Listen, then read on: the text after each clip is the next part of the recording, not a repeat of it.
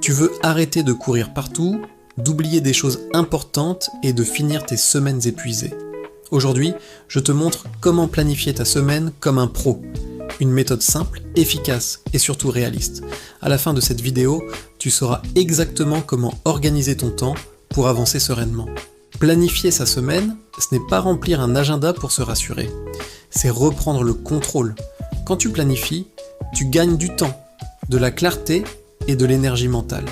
Tu sais où tu vas, tu sais ce qui compte vraiment et tu arrêtes de subir tes journées.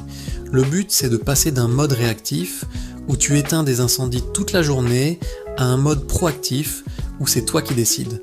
C'est la différence entre une semaine stressante et une semaine efficace. Tu vas voir, c'est un changement radical. Première étape, le bilan. Avant de planifier quoi que ce soit, tu dois savoir d'où tu pars. Prends seulement 5 minutes, pas plus, et note ces 4 points. D'abord, ce que tu as accompli la semaine dernière. Ensuite, ce qui reste à faire, les tâches que tu as reportées. Puis, ce qui t'a pris beaucoup trop de temps ou d'énergie. Et enfin, ce que tu aimerais améliorer cette semaine. Ce mini-bilan est super puissant. Il te donne une vision claire et t'empêche de répéter les mêmes erreurs semaine après semaine. C'est ta fondation pour une planification intelligente. Maintenant, on attaque le cœur de la méthode, les priorités. Tu vas choisir 3 objectifs maximum pour la semaine. Je répète, 3. Pas 10, pas 20. Pourquoi ? Parce que si tout est prioritaire, alors en réalité, rien ne l'est. Le secret, c'est le focus. Pour un équilibre parfait, choisis une priorité professionnelle, celle qui aura le plus d'impact sur ton travail. Puis, une priorité personnelle, un projet ou une activité qui te tient à cœur. Et enfin, une priorité bien-être. Ça peut être faire du sport 3 fois, méditer chaque jour ou simplement dormir plus. Cet équilibre te permet de progresser dans tous les domaines importants de ta vie sans t'épuiser. Ensuite, place tes priorités dans ton calendrier. Mais attention, l'erreur classique est de vouloir tout remplir, de ne laisser aucune minute de libre. On ne fait pas ça. On vise un calendrier réaliste. La règle d'or, c'est 70% planifié, 30% flexible. Ce temps libre, c'est ta marge de manœuvre pour les imprévus, les urgences ou juste pour respirer un peu. Concrètement, tu commences par bloquer tes rendez-vous fixes, comme les réunions ou les cours. Ensuite, tu places des blocs de temps pour tes 3 priorités de la semaine. Enfin, tu ajoutes tes moments personnels essentiels, le sport, les repas en famille, le repos. Les tâches secondaires, moins importantes, viendront se greffer autour. Pour éviter de t'éparpiller et de perdre un temps fou, utilise la méthode des blocs de temps, aussi appelée time blocking. Le principe est simple. Tu regroupes les tâches de même nature dans un même créneau horaire. Par exemple, au lieu de répondre à tes emails dès qu'ils arrivent, tu te fixes 1 ou 2 blocs dans la journée dédiés uniquement à ça. Pareil pour les tâches administratives, tu leur réserves un créneau. Tu peux créer un bloc pour le travail créatif, un bloc pour les appels, un bloc pour le ménage, un bloc pour le sport.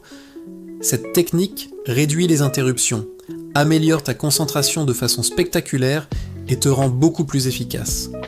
Fini le multitâche qui épuise ton cerveau. Une bonne to-do list, ce n'est pas une liste interminable qui te décourage avant même de commencer.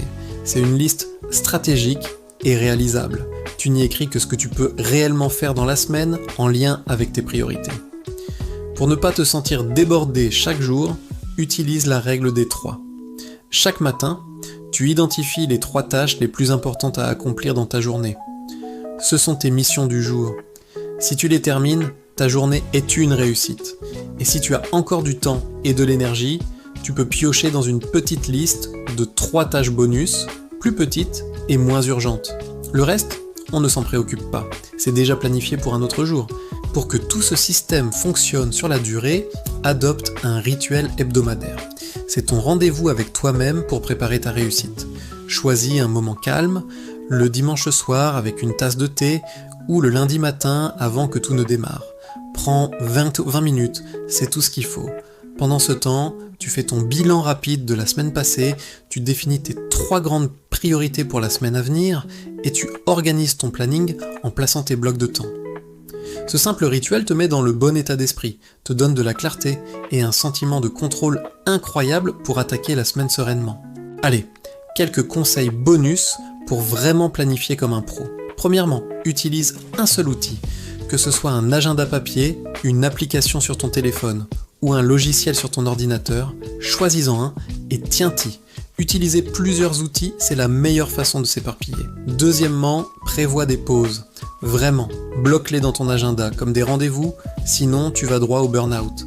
Troisièmement, chaque soir, prends 2 minutes pour regarder ton planning du lendemain, juste pour te remettre les idées au clair. Et le plus important, sois flexible. La vie n'est pas un tableau Excel, un imprévu n'est pas un échec, c'est juste la vie. Ajuste ton plan et continue. Si tu appliques cette méthode, je te garantis que tu vas voir une différence énorme dans ton organisation, ton niveau de stress et ton énergie. Planifier sa semaine, ce n'est pas se contraindre dans une prison de tâches. Au contraire, c'est se donner la liberté de se concentrer sur ce qui compte vraiment et de profiter du reste. C'est un outil de libération. Si tu veux d'autres vidéos sur l'organisation, la productivité ou la motivation, dis-le moi dans les commentaires, ça m'aide beaucoup. Et maintenant, à toi de jouer.